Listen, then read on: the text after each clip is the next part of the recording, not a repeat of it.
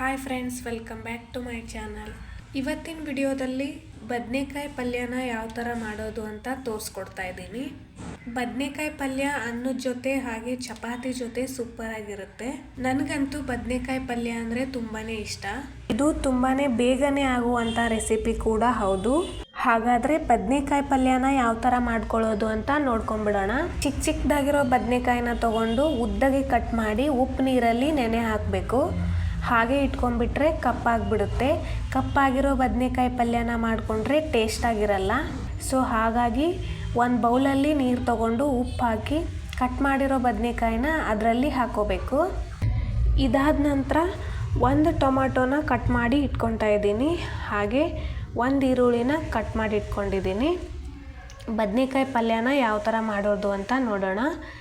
ಒಂದು ಬಾಣಲೆಗೆ ಎಣ್ಣೆ, ಹಾಗೆ ಕಟ್ ಮಾಡಿ ಇಟ್ಕೊಂಡಿರೋಂಥ ಈರುಳ್ಳಿ, ಹಾಗೆ ಸ್ವಲ್ಪ ಕರಿಬೇವು ಸೊಪ್ಪು, ಕಟ್ ಮಾಡಿ ಇಟ್ಕೊಂಡಿರೋಂಥ ಟೊಮಾಟೋನ ಹಾಕ್ಕೊಂಡು ಸ್ವಲ್ಪ ಫ್ರೈ ಮಾಡಿ, ಈಗ ಅರಿಶಿನ ಪುಡಿ ಹಾಗೆ ಗರಂ ಮಸಾಲಾನ ಹಾಕ್ಕೊಂಡು ಫ್ರೈ ಮಾಡ್ಕೊಳ್ಬೇಕು.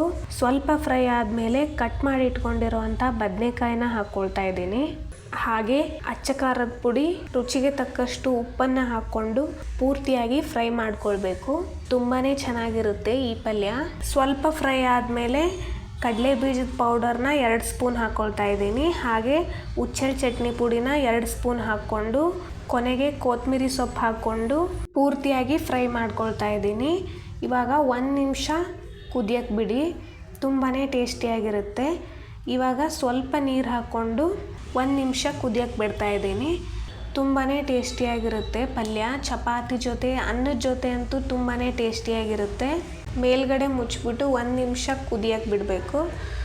ನೋಡಿ, ಆಗಿದೆ ಪಲ್ಯ. ಇವಾಗ ತುಂಬಾ ಟೇಸ್ಟಿಯಾಗಿರುತ್ತೆ ಇದು. ನೀವು ಕೂಡ ಟ್ರೈ ಮಾಡಿ. ವಿಡಿಯೋ ಇಷ್ಟ ಆಗಿದ್ದರೆ ಪ್ಲೀಸ್ ವಿಡಿಯೋಗೆ ಲೈಕ್ ಮಾಡಿ, ಶೇರ್ ಮಾಡಿ, ಸಬ್ಸ್ಕ್ರೈಬ್ ಮಾಡಿ. Thanks for watching. ಬಾಯ್.